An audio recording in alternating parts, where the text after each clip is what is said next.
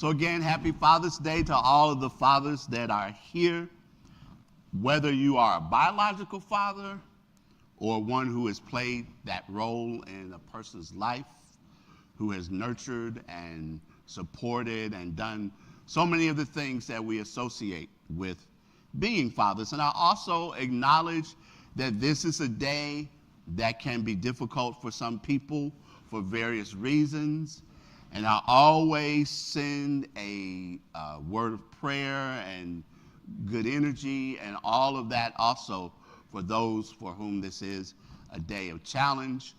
And but we just want to celebrate the idea of fathers. And so appreciate all of you that are here today and those who are not, but we hold the space for each and every one of you. The father connection. The father connection.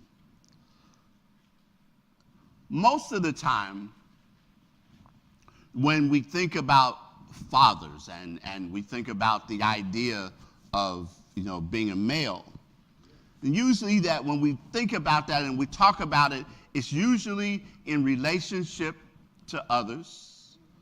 Like, for example, fathers, grandfathers, uncle, son, brother, husband, boyfriend, partner, running buddy, dog, or in negative terms, a hustler, a pimp, a player, a baller, a gangbanger, a thug, a hood, a hoodlum, all of that. And today, though, being Father's Day, and I've shared this before, Father's Day doesn't get quite the same respect as Mother's Day does. Back in the day, and I'm showing my age now, when we used to have landlines used to be the thing, on Mother's Day, more long-distance calls were made, and on Father's Day, more collect calls were made. And I also know I've heard from people in the restaurant industry that on Mother's Day, there are a lot more reservations made for dinner than there are on Father's Day. And my wife was just telling me that yesterday someone was telling her that her father was seeing her sister out to dinner today. But anyway, we'll go on from there. I'm going to leave that alone and move on from there. But when I'm talking today about the father connection, the idea that I want to talk about is what it means to be a father, what it means to be a man, what it means to be a male in connection and in relationship to God. Because oftentimes when we think about the church, there are men present in church, but again, very often the men are outnumbered by the women. And while they're outnumbered by the women, oftentimes in churches, there are still some churches that don't allow women to have the leadership positions and the recognition and the status and all of that don't afford them that. And then also there can be, and that's why I'm appreciative about for you, Unity, because we do have a representation of men who are here. We saw that in the video. We can see that by looking around. We can even think about the ones who are probably sharing with family members at other places. So we know, though, that oftentimes when it comes to men being present in church, we often don't necessarily see it in the same manner, in the same way. But I think that it's important this morning to talk about what it means to be a father in relationship to God. And I'd like to do that by taking a look at the relationship between God and Moses. Because when we think about God and Moses, that Moses is often used as a model for leadership, but I'd like to also focus this morning on the fact that Moses was male, Moses was a man, and what that meant for him in his particular day and time, and how we can learn lessons from that today when we look at that, because we understand that Moses, being a male, a Hebrew male in particular, to be more exact, made him a threat. Because we think about the time in which he was born, there was an order that went out for all of the Hebrew males that were newborn, for their lives to be taken, for them to be destroyed and all of that. But in the midst of the threat, in the midst of what was happening there, in the midst that was going on, we understand, we know that God delivered Moses from the threat that was facing him, because we know the story about how Moses was discovered and Pharaoh's daughter it was that took him. He was delivered from the threat that faced him. And very often we know that in our lives we can have the threats that are facing us. We can see God bringing us through and God delivering us through those particular things, because that's how God can do for each and every one of us. I also have to stand here and acknowledge the fact that as a black man, that my existence oftentimes can be seen as a threat by many. And yet, when I look around, I understand and I know that there are men that are successful, men who have made it, men, because we oftentimes can focus on the negative and the ones who are doing negative things in our society, but I want to focus on and celebrate the ones who are doing positive things, the ones who are taking the things that are needed in life and making the best of what it is that we have. Those of us who understand how it means and what it means to be connected with God. And so that is important for us this morning. And as Moses grew and Moses became a young man, he made a grave mistake. We remember that. He saw someone being mistreated. And Moses came to his defense and inadvertently ended up killing a man. And I bring this up, and the reason why I bring this up is because oftentimes people feel like in order to be used by God, they have to be perfect. In order for God to make us and use us and to move through us and operate from us, and for us to have that relationship and that connection with God, that we have to be perfect, that our past have to be perfect, that we have to have not made any mistakes or anything like that. But I think that it's important. All of us have done some things in our past that we may not be proud of. All of us have had things that could be used as things against us if we think about it.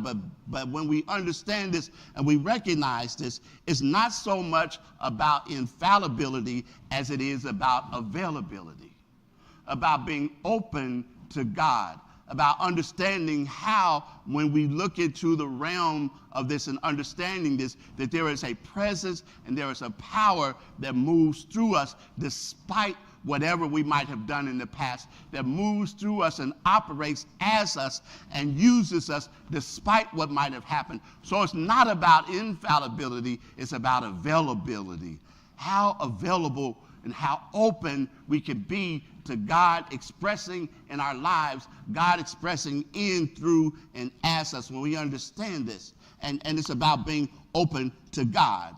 And I don't want to romanticize things, because after all, Moses' availability to God wasn't something that came about easily. Because if you recall the story, Moses tending sheep on the backside of Mount Horeb, and he encounters a bush that is on fire, but it's not consumed. It's on fire. It's burning. I have a friend that oftentimes says to me, Gilmore, I need a burning bush moment. But a burning bush in that moment that was not consumed. And we hear the story, how the story goes, tells us that Moses heard a voice and heard instructions to take your shoes off because the ground on which you stand is holy ground. And as that burning bush moment happens, as Moses has that encounter, and he hears this understanding that I've seen the sufferings of my people, I have heard their cries, and I have come down to deliver them, and goes on in that language. And Moses hears all of that. Moses hears those declarations and says, God, that's great, but can you get somebody else?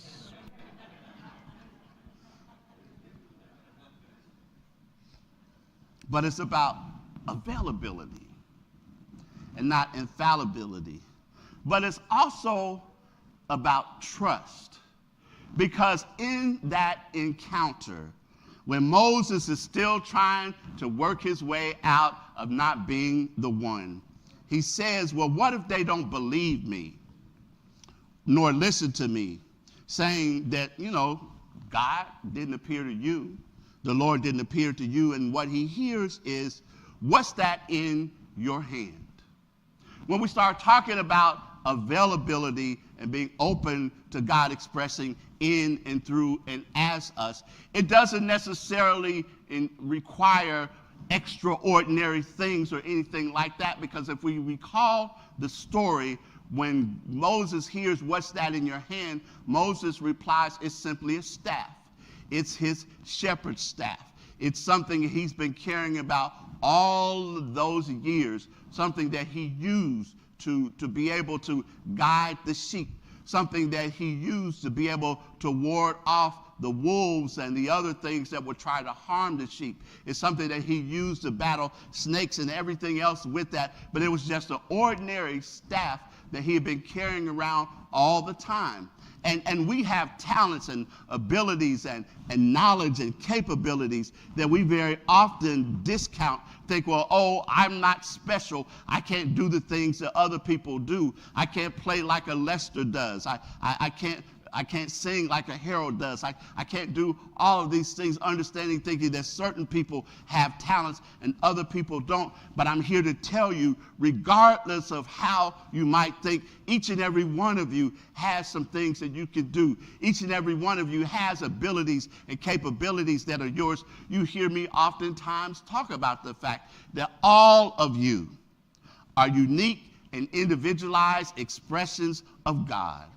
And can't nobody outdo you being you. And in this moment, an ordinary staff, something that might not have seemed like much, but there's something that happens when Moses hears the instruction to take that staff and cast it on the ground, throw it down on the ground. And when Moses does that, it turns into a snake. Now here's something that I think is another element that we have to add on. I talked about availability. I talked about things that seem like they are just ordinary, everyday talents and abilities or whatever it is that we have. But there's also about trust. Because Moses, when Moses sees the staff turn into a snake, is told to pick up the snake. But it wasn't just to pick up the snake. It was to pick it up by the tail. Now, I don't profess to be a country boy or anything like that. I never, I'd visit my grandparents in the country in the summer. But something I do know about a snake is that most of the time when you pick up a snake, you pick it up from right behind the head, right? Because if you pick it up by the tail, it could twist around and bite you. So then there was an element of trust that was being called upon by Moses in this particular time and in this particular situation to pick it up by the tail. And so Moses did, and it turned back into the staff that it was. But I don't want us to get caught up in signs and wonders, because we know that later on when Moses had that encounter with Pharaoh, that Pharaoh's magicians were able to do the very same thing, to turn their staffs into snakes. So it wasn't about signs and wonders. It was about trust. It was about, do you trust me enough? Do you trust the understanding and the idea of God enough to be able to, in what would seem to be something, an instruction that doesn't quite make sense, but can you trust enough in God calling you to be able to respond and to do the things that it is that you were supposed to do? And it was about trust, not heroics, because very often People will think that God was calling Moses to be a superhero, or we feel like that we have to be a superhero to be able to do the things and be able to be of service. But it's not about being a superhero, because you see, superheroes attempt to do things using their own power. Superheroes do things using their own abilities and things, but we are talking about doing things using the power that is expressing in, through, and as us, using the power that enables us to do what it is that we need to do, using the power, because in this month we are talking about imagination, and our divine imagination being that which allows us to create the things in our lives and to experience the things in our lives that we'd like to see and have happen. That as we understand these things, as we understand, as Neville tells us, about our wonderful human imagination, which is God, being able to use that to bring about the life which we wish to live, to understand this. And Moses understood in this moment that he was being guided and directed to not rely on his own power, but to trust in the power that was running through him, that was flowing through him. And I'm here to say this to us this morning, that as we face the things in our lives that we face, as we see the things happening in our lives that we see happening, as we see the things that are happening around us, given the current political climate and environment and all of the other things that are happening, it's taking God power flowing through us to allow us to be able to move through things and navigate through this thing called life.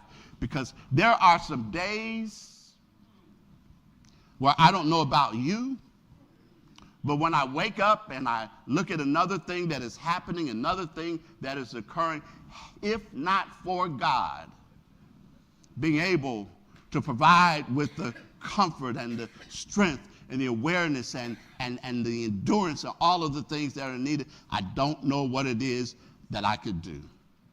But when we understand this, Moses found himself that as he moved into ultimately his leadership role, he found that he still had problems. Even when we have God's power flowing through us and all of that, it doesn't mean that we won't have problems. Moses had uncooperative people who were grumbling against him.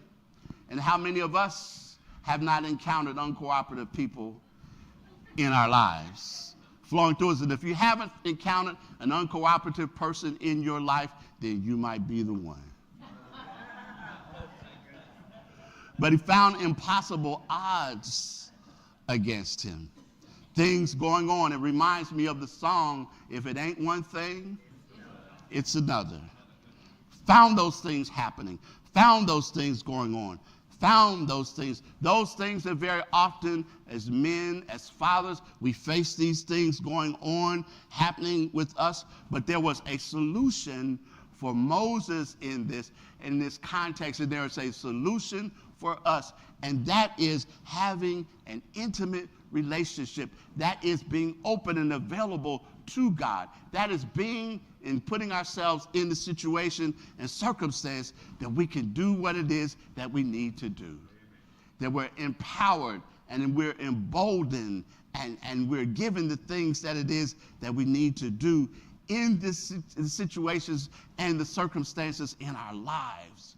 When we understand that connection, when we know that we have a connection that can't be broken, a connection that can't be, it can sometimes be obscured, but it's obscured on our behalf. It's obscured by us because there is that constant connection with God that does not leave us, that connection with God that does not end, that connection with God that can't be destroyed. We all have it. It is there. It is waiting for us to acknowledge it. So this morning, that as I talk about the connection as fathers on this Father's Day, because I know for me as a father, if it were not for my connection with God, I don't know where I'd be. And I've taken the opportunity, just like my son did the other day, to apologize to me for all of those times in growing up where he made my life challenging because of the way in which he did things and acted. And I can recall that conversation with my own father many, many years ago, where I asked for some forgiveness. I asked and I appreciated his understanding, but knowing that when there's that connection, it sustains us through all of the things that we are experiencing and all of the things that are happening with us. I think about the song that Ricky Byers sings that says, I used to think that I needed somebody, but all that I needed was my connection with God. I was looking for fortune, searching hard for fame, because I thought that money would ease my pain. Yes, I wanted a big car and a house by the ocean, but I was getting nowhere. It was wasted emotion, till one day I realized to seek first the kingdom, and all things and everything had been added unto me. Now I know that the Spirit is my supply, and God's abundance is larger than the sky. A life of service is now my mission, and all that I pray for is already given, because I live in the fellowship of the kingdom, because I used to think that I needed somebody, but all that I needed was my connection with God. It's okay to have somebody, but our connection with God comes first. It's okay to have the other things that are part of our abundance, but our connection with God comes first. It's okay to see ourselves in light of what is happening and sometimes get confused, but our connection with God comes first. And when we have that connection, come what may, life shows up for us. God shows up for us. The Spirit shows up for us. The guidance that we need shows up for us. The understanding that we need shows up for us. The plan what we need shows up for us. The endurance that we need shows up for us. It shows up for us. I used to think that I needed somebody, but all that I need is my connection with God.